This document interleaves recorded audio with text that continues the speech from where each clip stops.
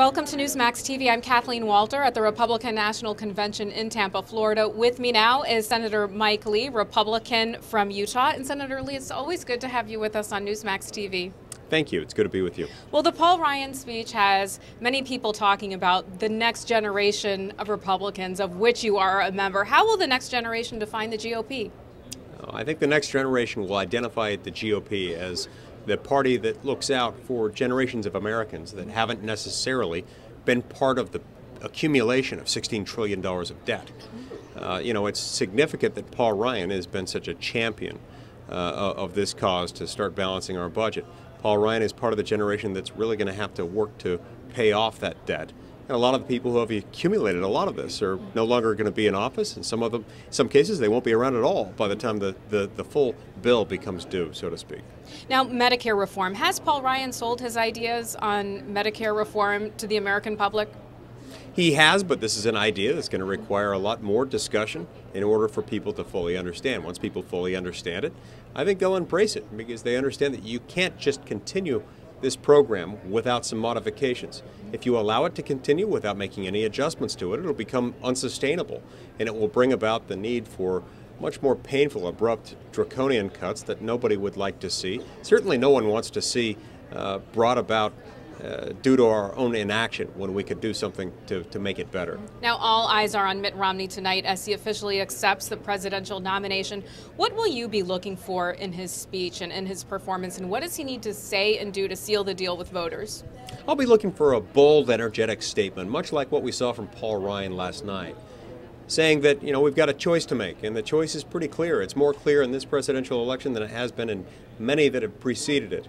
Because there's one plan for America that involves more government, more borrowing by government, and another that involves a more limited role for government, with greater attention paid to what future generations of Americans are going to have to deal with in terms of our debt.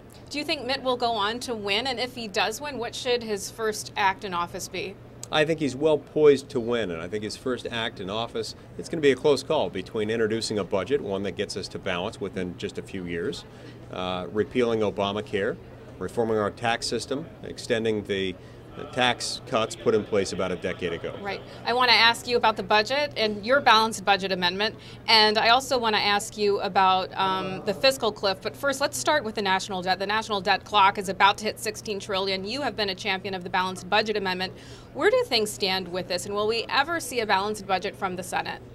Well, we will see one, and I think we need a balanced budget amendment because, as I explained in my book, The Freedom Agenda, members of Congress need some kind of restraint, a permanent structural reform that makes it more difficult for them to borrow. Otherwise, they'll just continue doing what they've been doing and thereby place in jeopardy all the federal programs that we rely on.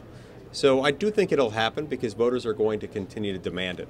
According to a CNN poll conducted last year, about 75% of all Americans believe we should have that, and nearly that same number believe we shouldn't raise the national debt limit again before proposing a balanced budget amendment and submitting it to the states for ratification. Now, you touched on Obamacare earlier, and I understand that you gave a constitutional takedown on Obamacare at Newt University today. Talk to us about how, and you're also a constitutional lawyer, talk to us about how this law is constitutionally flawed. Well, it's flawed because Congress doesn't have the power to compel individual Americans under penalty of federal law to buy a specific product, one that they might not want to buy.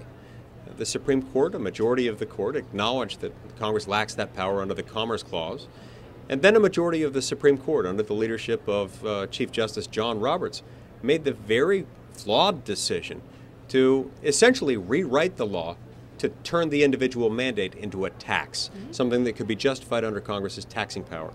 There's only one problem. The law doesn't say that. The law indicates that it's not a tax and that it was an exercise of the commerce power.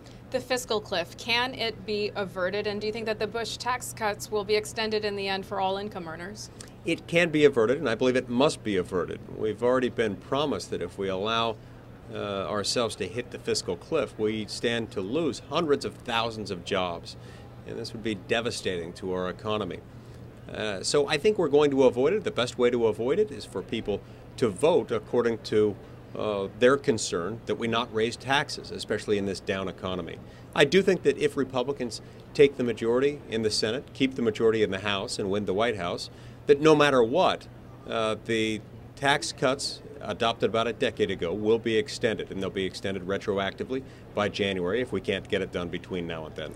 Okay, Senator Lee, President Obama had until September 1st to announce exactly where in the Department of Defense budget $500 billion in cuts would come from. So far, the president has refused. Republicans are waiting for the president to announce where the cuts will come from. Can the president refuse to do this, and how should we interpret this? He can, as an exercise of raw political power, in the sense that we have no physical way of compelling him to do this, but he shouldn't. Just because he might be able to do something and get away with it in the sense that no one's going to compel him to do it, doesn't make it right, doesn't make it consistent with his obligation to lead the American people, to exercise genuine leadership, and to show people what they need to plan for. So, I would strongly encourage the president to rethink that decision. Senator Lee, last question for you. You are a founding member of the Tea Party caucus. Are you pleased to see all the Republican U.S.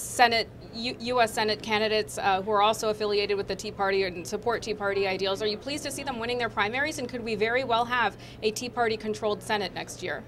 Well, the conservative movement is growing in America. It was very strong in the 2010 election cycle. It has only grown and strengthened since then. Important victories in Senate primaries in states like Texas, where Ted Cruz won, in Arizona, where Jeff Flake won the primary there, in Indiana, where Richard Murdoch won a primary, in Nebraska, where Deb Fischer won a primary there. We've seen a lot of these conservative candidates carrying forward the tradition of constitutionally limited government that became prominent for the first time in the 2010 cycle. That list of adherents to the idea of constitutionally limited government is still growing, and it will still strengthen in terms of its numbers and its power in the coming year. What role do you think the Tea Party will play in the 2012 presidential election? Well, when you say the word Tea Party, I have to make clear that there is no such thing as the Tea Party, right, in the sense that there is no the party. Itself. There is a movement for constitutionally limited government that some have described as the Tea Party. It's going to continue to have a very strong voice. And it's not because of the individuals themselves who are elected so much as it is those who elected them. Made clear what they want our government to be and what they want it not to be. And they understand that our government at the national level has become too big and too expensive. That's what this movement is all about. That's why it's been so successful. And that's why I'm firmly convinced this movement is here to stay, and it's only going to continue to gather strength. All right, Senator Mike Lee, Republican from Utah, thanks so much. Thank you. And thank you for watching Newsmax TV.